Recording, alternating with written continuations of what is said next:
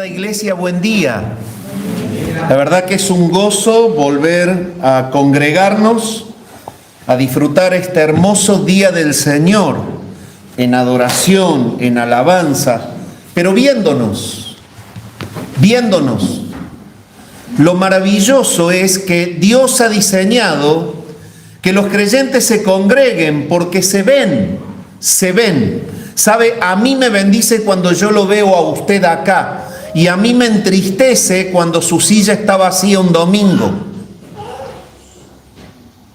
Me parte el alma. ¿Por qué? Porque el diseño de Dios es que la iglesia se congregue. Verlo es lo que yo amo. Porque si el Señor lo ha amado a usted, lo que yo amo es verlo. Porque aparte sé que lo voy a ver en el cielo. Y no un domingo, una eternidad. Si hay algo que la palabra nos habla es que la manera de poder alentarnos los unos a los otros, y lo dice la carta a los Hebreos, es justamente no dejando de congregarnos como algunos tienen por costumbre.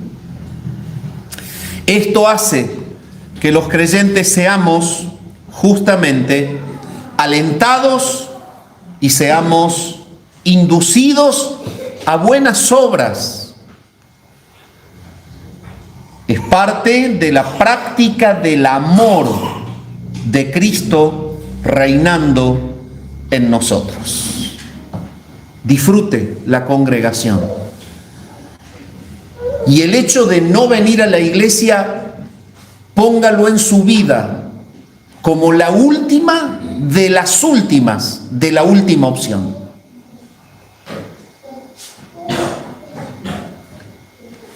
Les invito en esta mañana a que puedan abrir sus Biblias en la carta del apóstol San Pablo a los Romanos. Ustedes saben, y lo voy a remarcar, que estamos siguiendo, en mi caso, dos series. El pastor Leonardo está llevando otra serie adelante, que es sobre el Evangelio. En mi caso estoy desarrollando los Salmos y una serie de vida cristiana.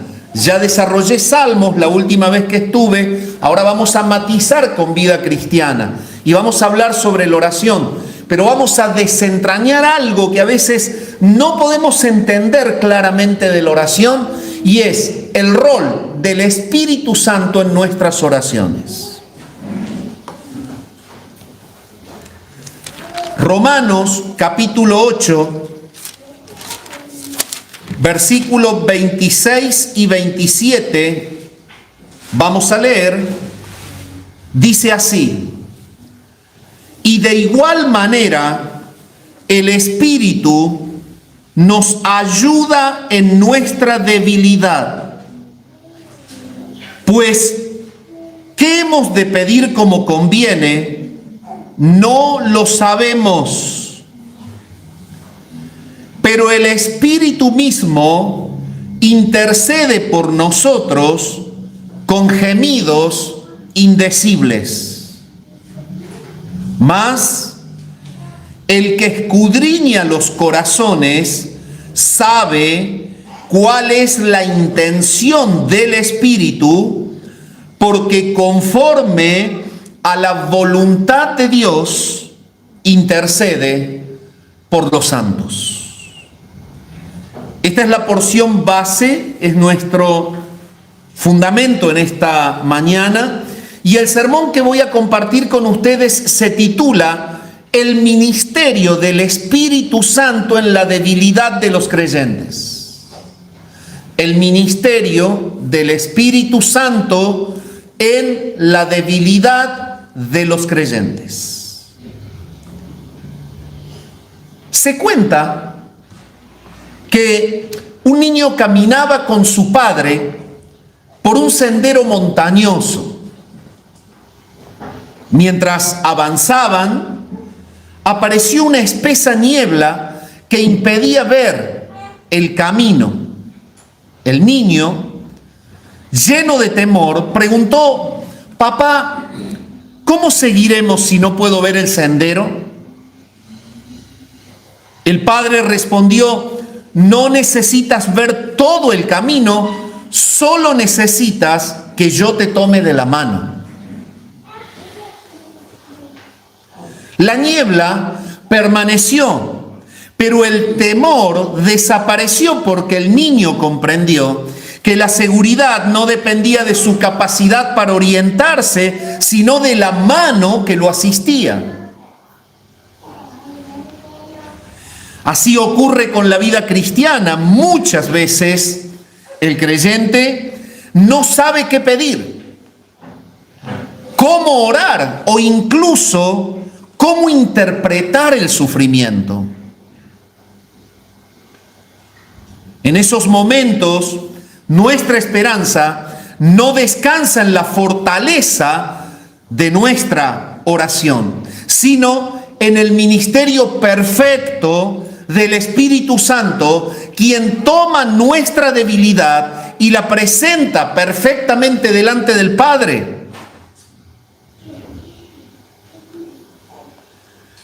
Romanos capítulo 8, en toda su extensión, constituye justamente una enseñanza sobre la seguridad del creyente. Y Pablo comienza el capítulo declarando que no hay condenación para los que están en Cristo. En el versículo 1 del capítulo 8 lo dice: no hay condenación para los que están en Cristo. Y cuando cierra el capítulo, en el otro extremo del capítulo, en el versículo 39, concluye diciendo que nada nos podrá separar del amor de Cristo. Pero en medio de ese paréntesis hay algo que verdaderamente estremece nuestra vida, y es que Él presenta justamente el ministerio silencioso del Espíritu Santo entre que estamos con Cristo y el día de la gloria.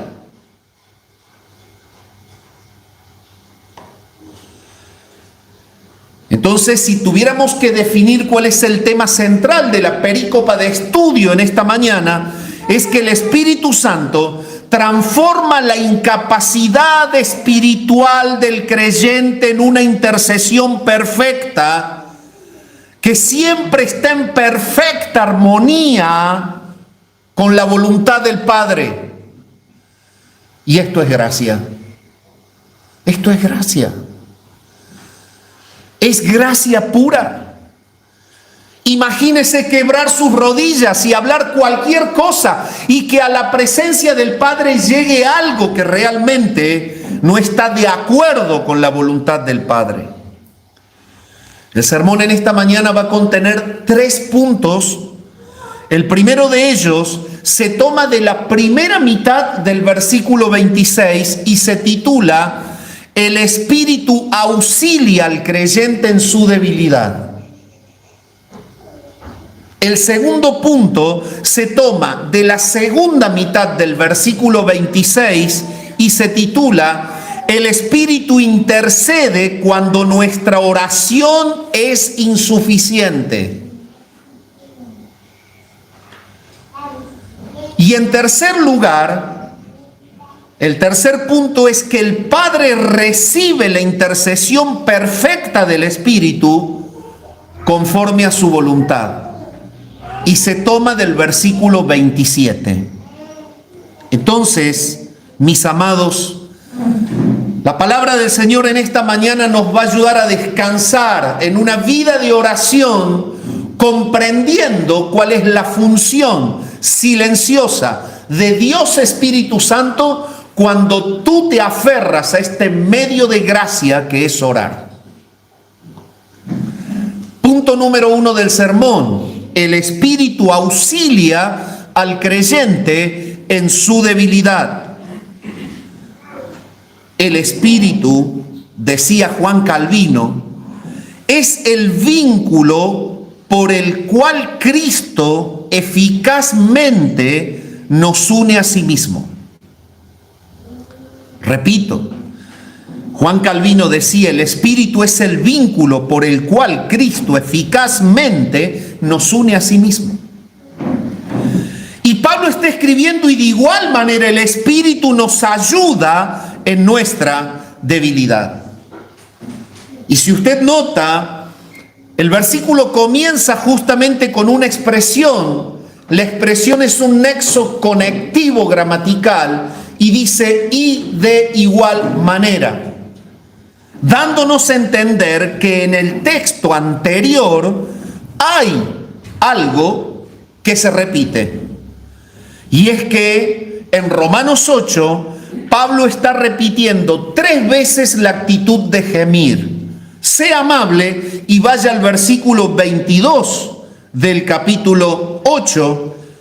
Dice así: porque sabemos que toda la creación gime a una y aún está con dolores de parto hasta ahora. Primer gemido. Segundo gemido, versículo 23. Y no solo ella, sino que también nosotros mismos, que tenemos las primicias del Espíritu, nosotros también gemimos dentro de nosotros mismos, esperando la adopción, la redención de nuestro cuerpo. ¿Por qué Pablo dice y de igual manera? Porque a los 2 gemidos, uno de la creación y otro de los creyentes, se le suma el gemido del Espíritu. Tremendo. Y eso es porque Dios no está ajeno al tiempo en que vive la creación y la iglesia, porque estamos dentro de un plan de redención. Por lo tanto, Él opera en ese plan divino de redención en medio del tiempo hasta el día de la gloria eterna, cuando Cristo venga a establecer su reino.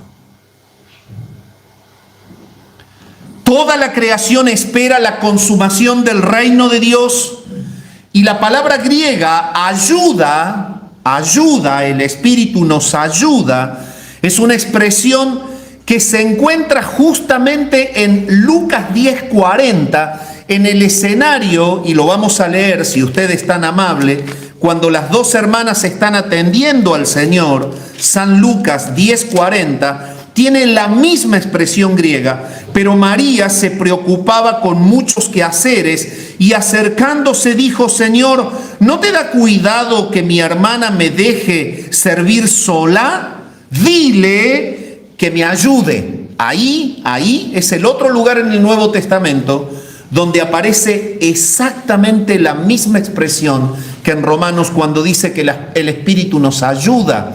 Y esto justamente tiene una interpretación. El sentido de la expresión griega es referirse a alguien que toma el otro extremo de una carga demasiado pesada para ayudarnos a llevarla.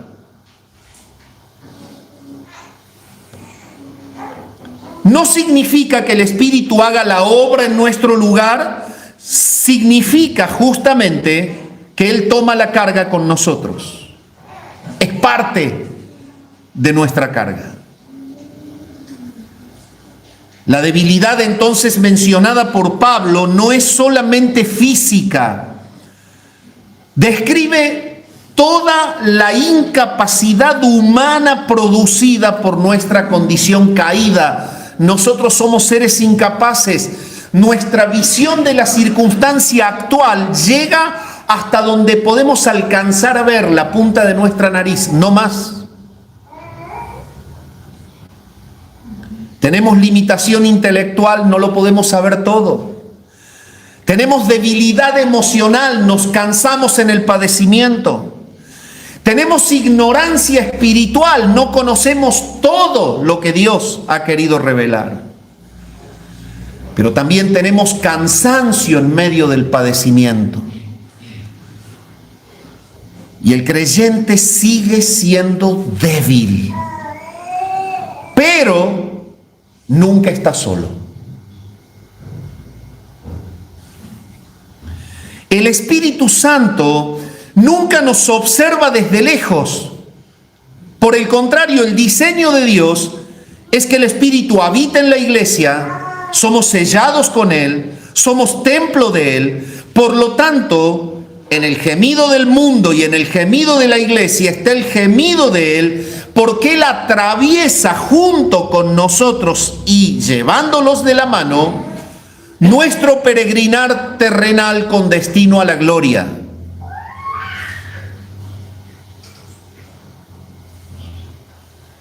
El Espíritu Santo, enseña Romanos, participa activamente en nuestra debilidad.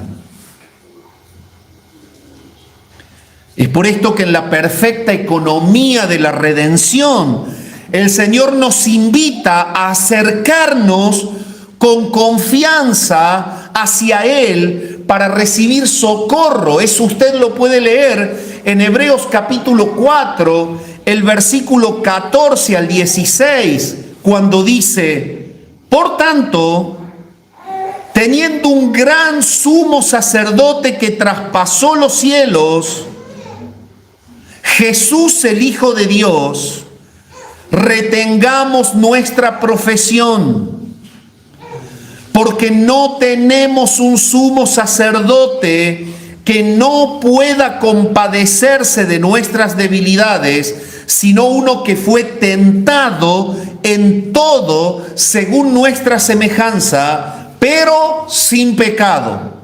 Acerquémonos pues confiadamente al trono de la gracia para alcanzar misericordia y hallar gracia para el oportuno socorro. Hebreos 4, 14 al 16.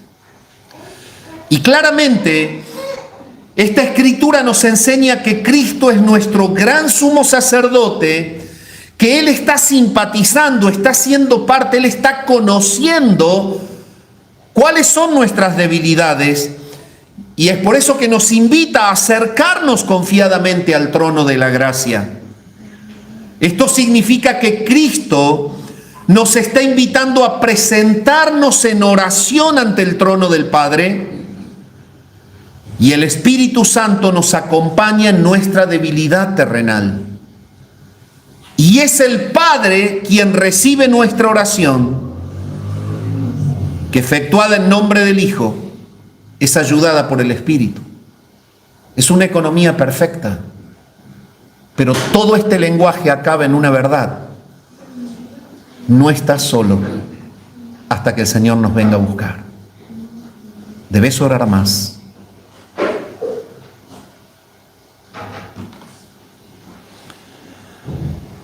De igual manera, cuando observamos el antiguo pacto, observamos la misma marca. Encontramos la expresión de David que nos recuerda cómo Dios ejerce su misericordia sobre nuestra debilidad. En el Salmo 103 puedes buscar, Salmo 103, 13 y 14, vas a encontrar lo siguiente: Salmos 103, 13 y 14. Como el Padre se compadece de los hijos, se compadece Jehová de los que le temen, porque Él conoce nuestra condición, se acuerda de que somos polvo. Dios recuerda que somos polvo y trata con misericordia a sus hijos. Estos textos muestran que tanto el Hijo como el Espíritu ministran continuamente a favor del pueblo de Dios. El Señor ha abierto la puerta para llegar al trono. El Padre está sentado en el trono, recibiendo la petición hecha en el nombre del Hijo, porque nos ha hecho aceptos en el amado, y el Espíritu está adaptando la oración a su voluntad. La economía de la trina deidad en la redención y en la compañía de la iglesia hasta el día de la gloria, pero el creyente en la tierra no quiere orar.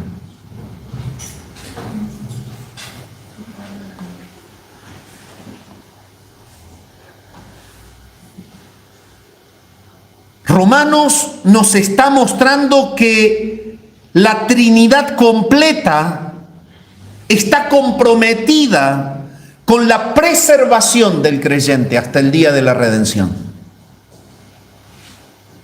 Y parte de esa preservación, bajo un diseño perfecto, en una economía inequívoca de redención, es que los humanos que el Padre escogió en la eternidad que Cristo compró en la cruz y que el Espíritu Santo regeneró, llamándolos con un llamamiento eficaz a ser de Cristo, que esos seres claven sus rodillas y oren para estar dentro de la economía de la preservación. Un cristiano se queja porque no puede superar una situación o porque no puede resolver una inestabilidad emocional, pero lo que menos hace es orar. Golpea el consultorio de un psiquiatra cristiano, golpea el consultorio del psicólogo cristiano, pero no ora.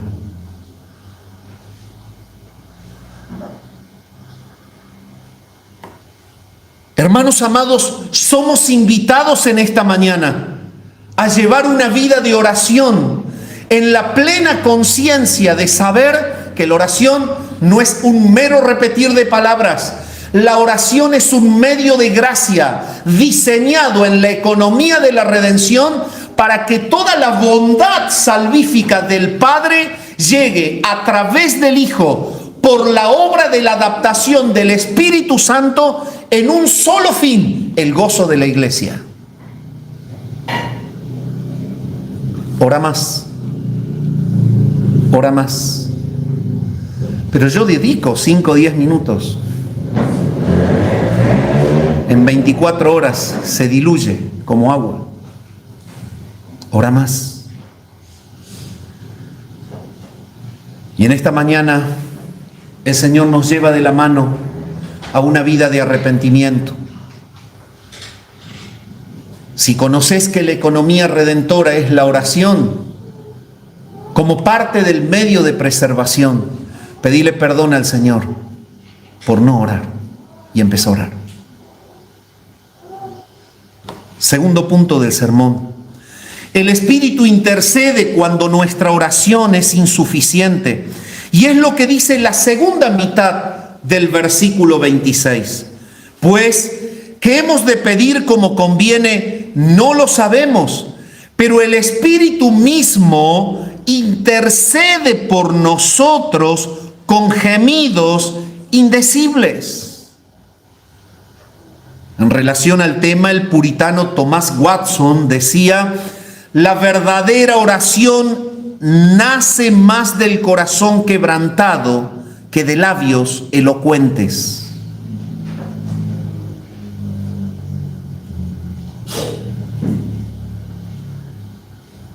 ¿Qué hemos de pedir como conviene? No lo sabemos. Pero en el momento de la oración queremos fabricar una oración opulenta, llena de moños y de firuletes, para que le caiga bien al oído del que me escucha, posiblemente pensando que un hermano que me acompaña o la familia puede llegar a catalogarme en algún grado de espiritualidad suprema por lo que digo.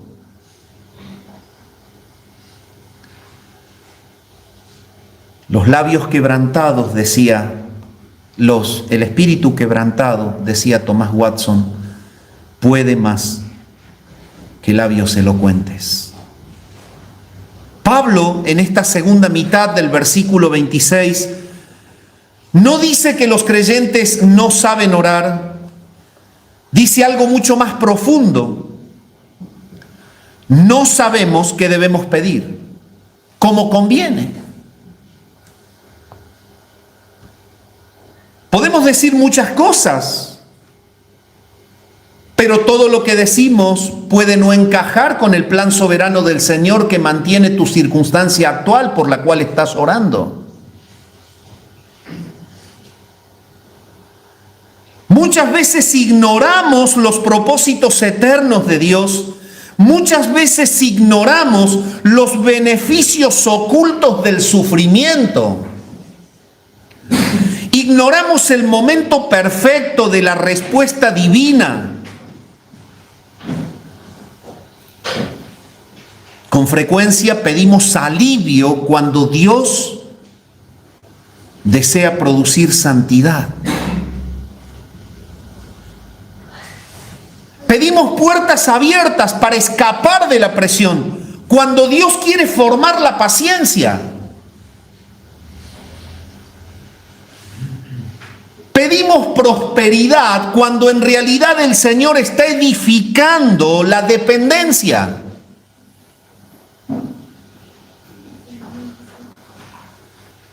Esa es la limitación que tenemos. Pero en esa limitación aparece la gloriosa obra silenciosa del Espíritu Santo que intercede por nosotros. No porque Dios desconozca nuestras necesidades, sino porque el Espíritu Santo presenta delante del Padre una oración perfecta, que no es la que haces con la boca. Porque la que haces con la boca la dicta un corazón lleno de errores. Porque de la abundancia del corazón habla la boca.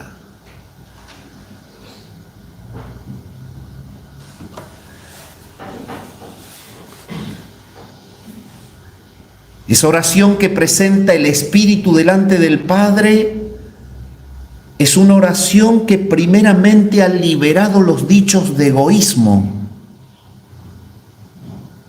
Es una oración que ha liberado los dichos de ignorancia o de pecado.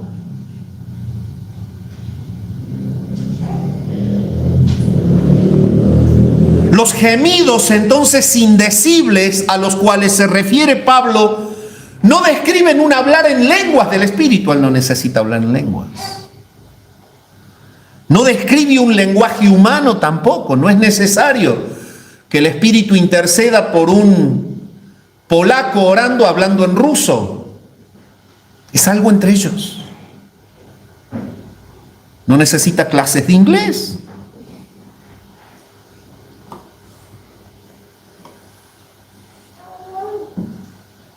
Pablo se refiere a la profundidad del ministerio interno del Espíritu, quien comunica perfectamente delante del Padre aquello que el creyente ni siquiera puede expresar, pero que es acorde a la soberanía directiva del Padre sobre ese creyente, en ese tiempo determinado de su vida y en esa geografía en donde él vive. Nada, absolutamente nada escapa de la voluntad de Dios. Nada. Nada. Si usted piensa que tiene el control usted no cree en el Dios de la Biblia.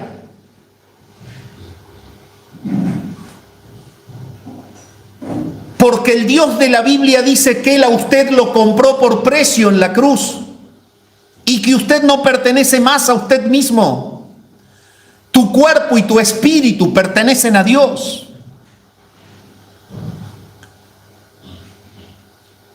Pero tenemos evidencias de esta realidad en las Escrituras, claro. Usted toma 2 Corintios 12 del 7 al 10 y usted va a encontrar al apóstol por excelencia del cual nos nutrimos, Pablo, atravesando esto. Noten lo que dice. En la vida de Pablo, la aplicación de la misma enseñanza de Pablo. Y para que la grandeza de las revelaciones, estoy leyendo 2 Corintios 12 del 7 al 10. Usted lo puede cotejar en su Biblia si es tan amable. Y para que la grandeza de las revelaciones no me exaltase desmedidamente, me fue dado un aguijón en mi carne, un mensajero de Satanás que me abofetee, para que no me enaltezca sobremanera, respecto a lo cual 3 veces he rogado al Señor. Ahí está la oración y muchas veces la nuestra. Esa fue la de Pablo. Pablo bajo presión. ¿Cuál fue su oración? Sácamela. Saca la presión, saca la presión 1 vez, 2 veces, 3 veces. Quiso el Espíritu. No trató en la economía redentora de Pablo esa expresión. No lo dice la palabra, pero lo podemos inferir. Líbralo de orgullo, Señor.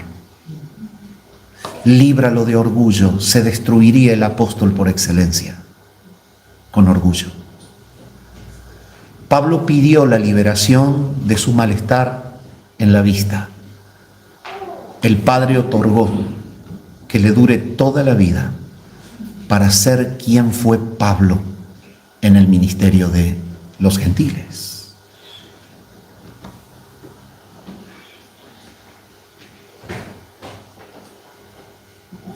Dios respondió de una manera más profunda al pedido. Le dijo: que te baste mi gracia. Que te baste mi gracia. ¿Te enojaste con el Señor el mes pasado porque no te da lo que pedís? ¿Procuraste abandonar la iglesia para buscar alguna iglesia más suave? ¿Estás enojado porque no podés tener las cuentas llenas de dinero de sobra? Cada no de Dios es parte de la gracia.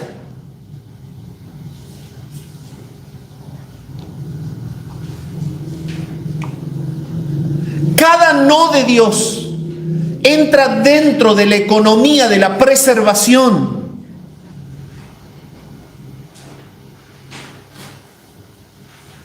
Pablo no sabía qué era mejor. Él pedía desde el plano humano una liberación de un malestar físico, y Dios otorgó un pulido y una madurez adaptable a la profundidad de un ministerio que se lo ven todas las Escrituras.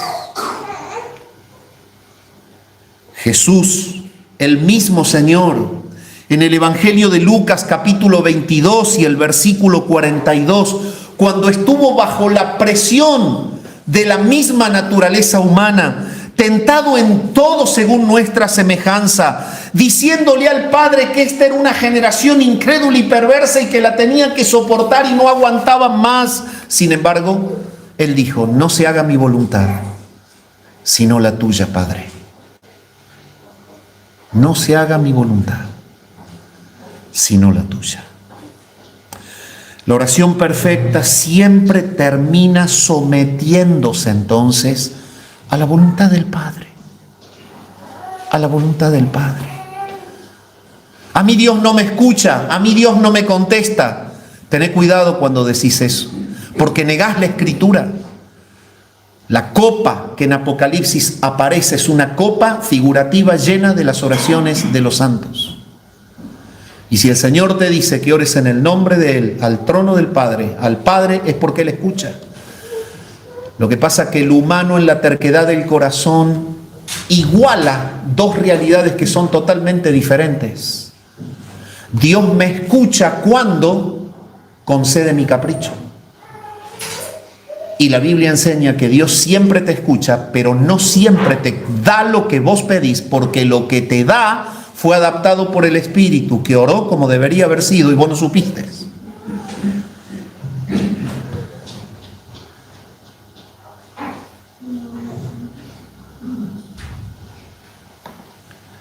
Señor, gracias porque te estoy pidiendo y no me lo das. Señor, gracias porque seguramente de algo me libras. Señor, gracias. Señor, llévame a amarte más, a saber que estoy dentro del cuerpo de Cristo en una economía de redención y que el no tuyo es preservador y no destructivo.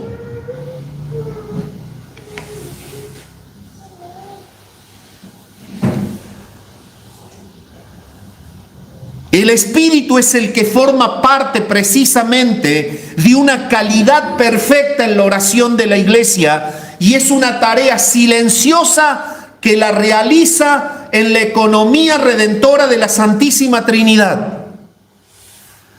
Y el resultado es que cuando no entendés la circunstancia, siempre, absolutamente siempre, en el plan redentor de Dios, preserva tu vida y edifica a los hermanos cuando te contesta que sí, como cuando te contesta que no, como cuando guarda silencio por un buen tiempo. Nunca le hace mal a la iglesia, a pesar de que muchas veces te enoje. Pedí perdón en esta mañana. si no has aprendido a orar de esta manera. No vas a saber nunca qué es lo que debes pedir como conviene, sí, pero debes saber que el Espíritu de Dios está adaptando tu oración y que llega al trono del Padre en el nombre de Jesucristo, nuestro intermediario, el sumo sacerdote que nos convenía, que nos ha abierto amplia y generosa entrada en la presencia del Padre. Pide perdón en esta mañana si ha habido enojos en tu vida de oración, porque pides lo que Dios no te da. Y entiende que cuando Dios no concede, como no le concedió a Pablo, el ser librado de la presión de su malestar en la vista, es porque lo que quería es que no se enorgullezca y se destruya su ministerio. ¿Qué sabes tú si la presión económica es para generar dependencia? ¿No dice el mundo que el que tiene plata hace lo que quiere? El punto es hacer lo que uno quiere, siempre lo que Dios quiere.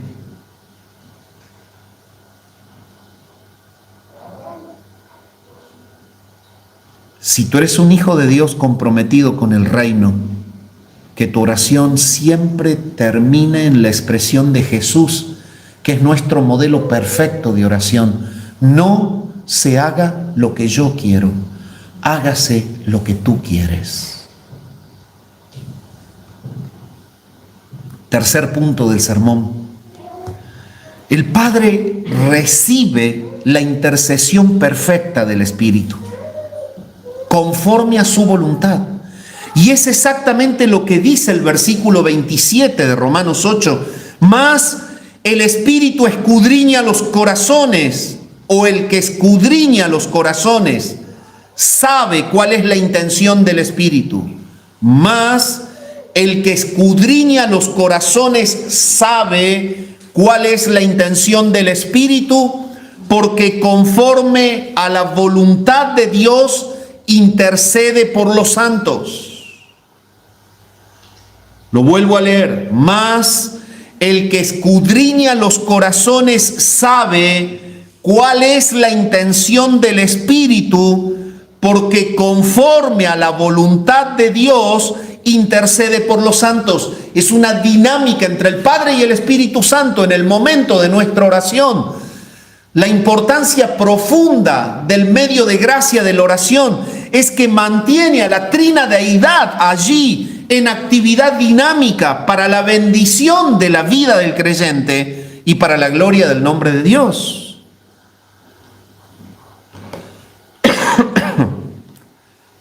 John Flavel decía: la voluntad de Dios nunca está separada del amor de Dios.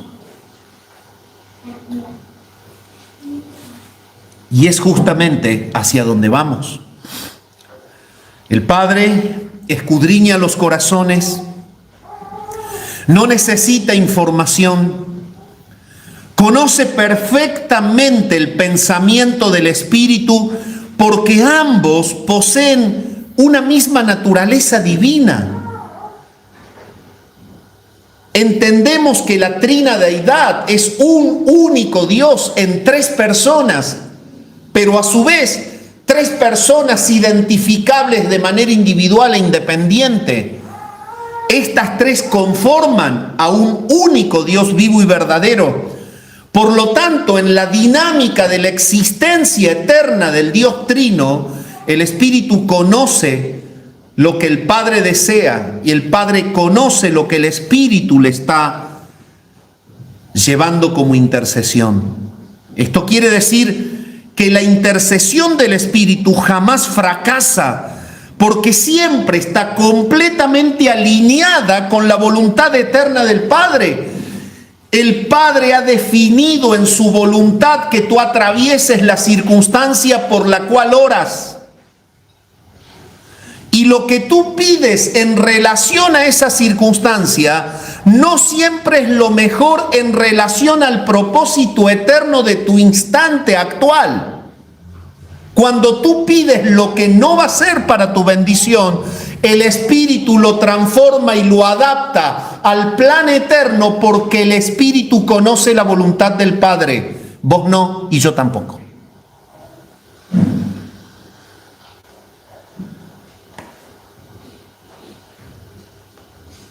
Esta verdad es justamente la que prepara el camino de Romanos 8:28. ¿Por qué Romanos 8:28 dice que todas las cosas ayudan a bien? Para entender eso, tenés que entender lo que estoy explicando.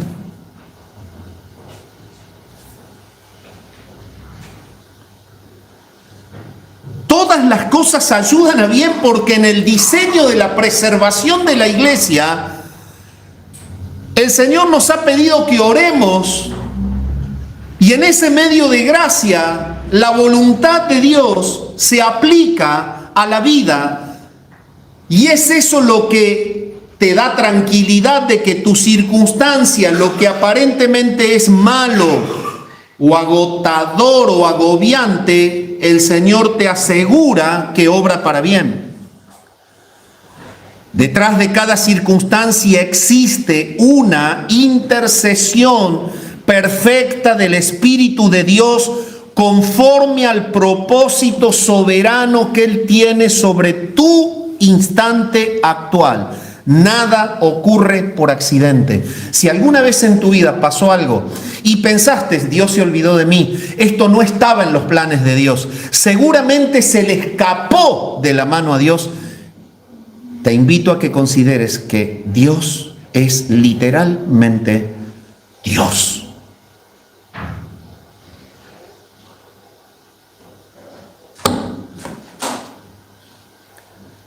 Ni siquiera nuestras oraciones imperfectas escapan al control providencial del Señor, porque si lo unís con el antiguo pacto, Él se acuerda de que sos polvo, tu mente es pequeña, tu corazón está limitado, tus emociones están limitadas.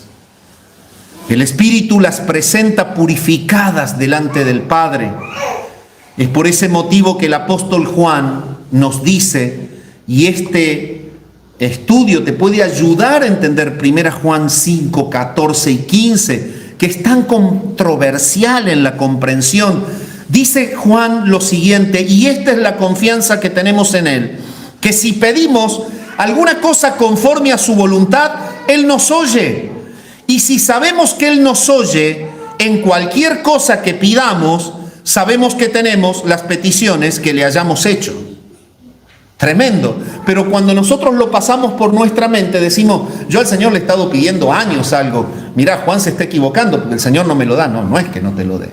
Que lo que vos pediste no es lo que el Espíritu puso en el trono. La voluntad no la podés llegar a conocer. Pero el Señor te está otorgando lo que te edifica, lo que te libra del mal, lo que glorifica su nombre. Y es esa la interpretación de 1 Juan 5, 14 y 15 a la luz de la economía redentora y no a la luz de nuestros deseos.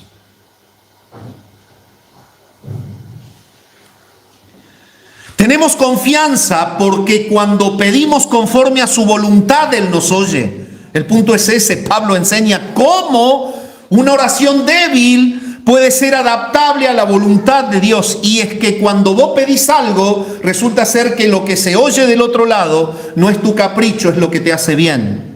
Desde este lado estás viendo que no hay respuesta, desde el otro hay preservación hasta el día de la gloria. En una palabra, tu vida de oración tiene que ser una vida totalmente echada de descanso, de confianza en la soberanía directiva del Padre, en la intercesión perfecta del Espíritu, en compañía con el sacerdocio permanente de Cristo a nuestro favor.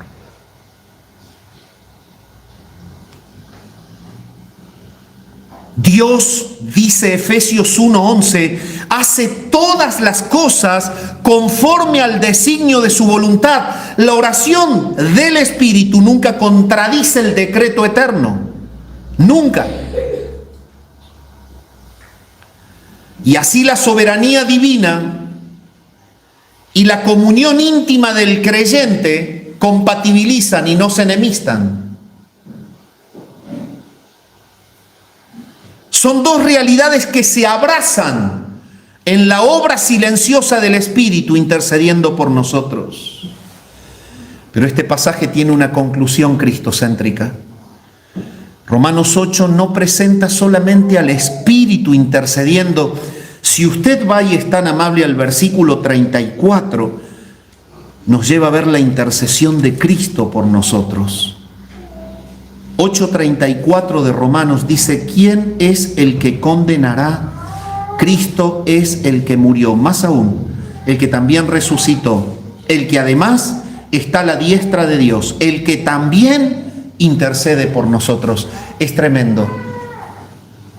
La trina deidad en una intercesión práctica y actual por cada creyente que va a terminar en la gloria.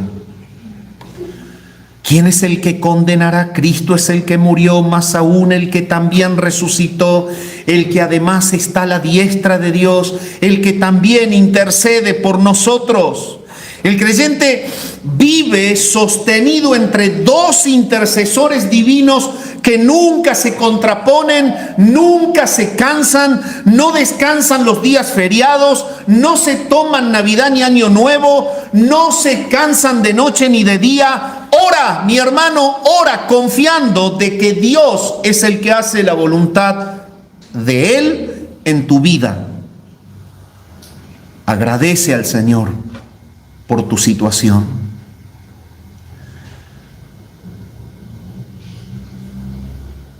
El Espíritu ora desde nuestro interior.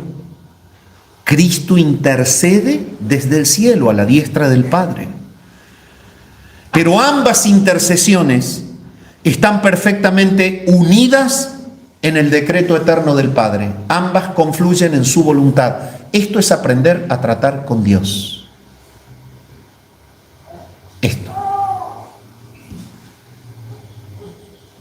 Pensar que el hombre toma el lugar de Dios, pensar que Dios le ha dado la dirección al hombre, pensar que Dios no influye en la vida de la iglesia, es un error teológico que lo único que hace es alimentar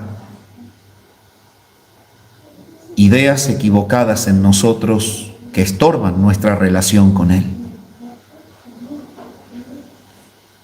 Por eso la salvación nuestra jamás dependió ni estuvo apoyada en la calidad de nuestras oraciones, sino que depende de la fidelidad del Dios Trino. Personalmente, este pasaje te enseña lo mismo. Cuando no sabes cómo orar, Cristo sigue siendo tu Salvador y el Espíritu sigue siendo tu Consolador. Tu esperanza descansa en la gracia de Dios, no en tu capacidad espiritual. Eso es lo que enseña el pasaje para tu vida personal. Esto te lleva a acercarte con confianza, sabiendo que aún tus lágrimas son comprendidas por el Señor, no desentendidas por Él. Pero el pasaje le enseña algo a la iglesia de una manera cristocéntrica. El pasaje enseña que una iglesia consciente del ministerio del Espíritu Santo será una iglesia perseverante en la oración. Será una iglesia humilde en su dependencia de Dios. Será una iglesia siempre confiada en la soberanía directiva de Dios. La verdadera fortaleza congregacional no nace de métodos. Los métodos humanos pueden ser atractivos y entretienen, pero no edifican.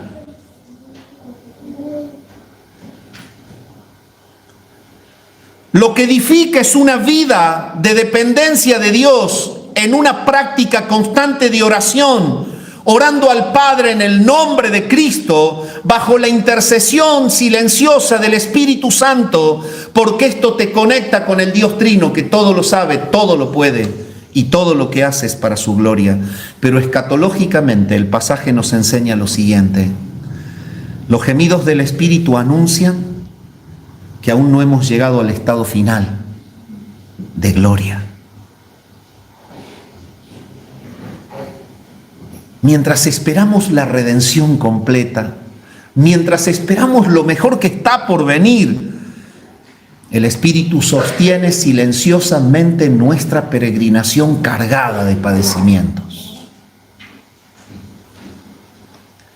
Llegará el día en que cesarán los gemidos del Espíritu, cesarán los gemidos del creyente, cesarán los gemidos del mismo sistema, porque el Señor hará nuevas todas las cosas y en un reinado establecido de manera eterna podremos disfrutar la gloria con Él.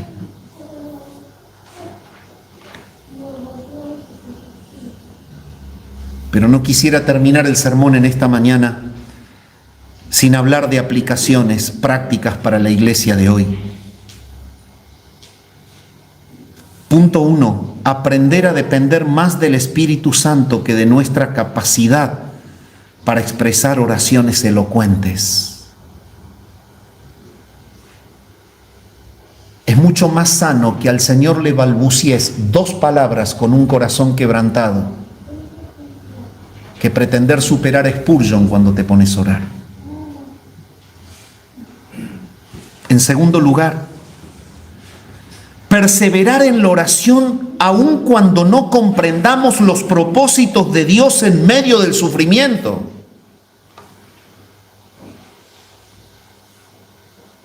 Dios no me contesta, me harto de orar. Dejo de orar, porque Dios no me da lo que pido. Consolar a los creyentes afligidos recordándoles que el Espíritu intercede continuamente por ellos. ¿Se lo dijiste a un hermano? Estoy en una prueba, estoy en el dolor. Seguí orando. Ese es tu mejor consejo. En quinto lugar, cultivar una vida de oración centrada en la voluntad de Dios antes que en los deseos personales.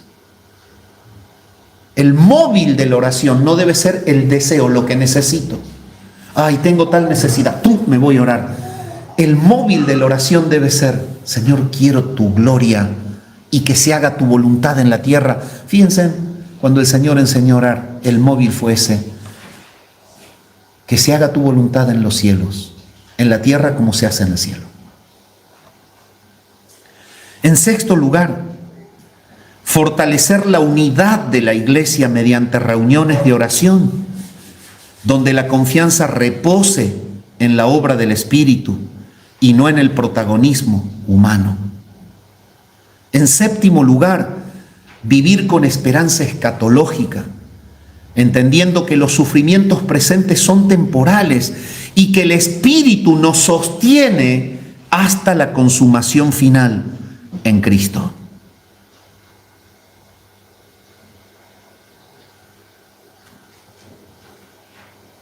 Pero también este pasaje nos ha llevado a Cristo. ¿Quién puede ayudar al hombre cuando ni siquiera sabe cómo acercarse a Dios? Quizás sea tu realidad.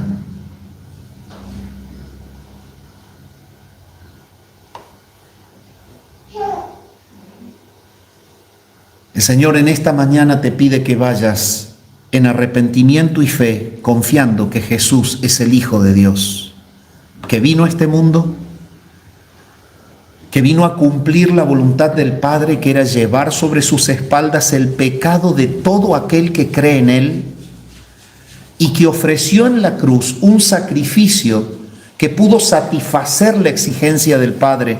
La muerte de Cristo destruye la eficacia del pecado.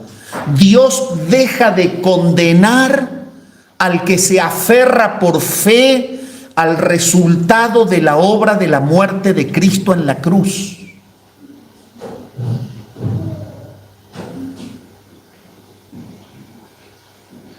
Y si en esta mañana todavía estás fuera del reino y sientes la soledad de estar fuera de la comunión con el Dios Trino, el Señor te llama al arrepentimiento. Debes entender que hay maldad en tu corazón, pecado que te condena, y que Cristo vino al mundo para salvar a los pecadores. Aférrate a Él en arrepentimiento y confesión, y tendrás vida eterna. Padre, gracias por tu palabra en esta mañana. Gracias por la enseñanza de Romanos.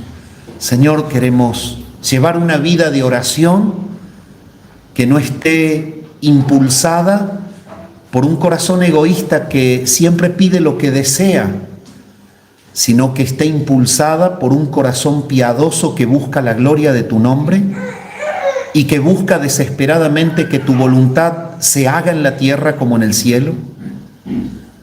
Señor, llévanos a que tengamos una vida cristocéntrica de oración, entender que lo que debemos buscar es la voluntad del Padre y no la nuestra, y llévanos a confiar en la intercesión silenciosa de tu Santo Espíritu, que aplica nuestra oración a tu voluntad, cuando muchas veces, la mayoría de ellas, no sabemos qué debemos pedir como conviene. Y también te clamamos en esta mañana que pueda haber gozo en los cielos por algún pecador que se arrepiente, alguna persona que todavía está en sus delitos y pecados fuera de la gracia y de la voluntad de Dios. Clamamos que en tu gracia, si está en tu plan y en tu decreto de redención, salves a algún escogido en esta mañana para la gloria tuya, y que esto sea nuestro gozo, que los lleves a la conciencia del pecado y a la fe en Jesucristo para vida eterna. Oramos al Padre en el nombre de Jesús. Amén.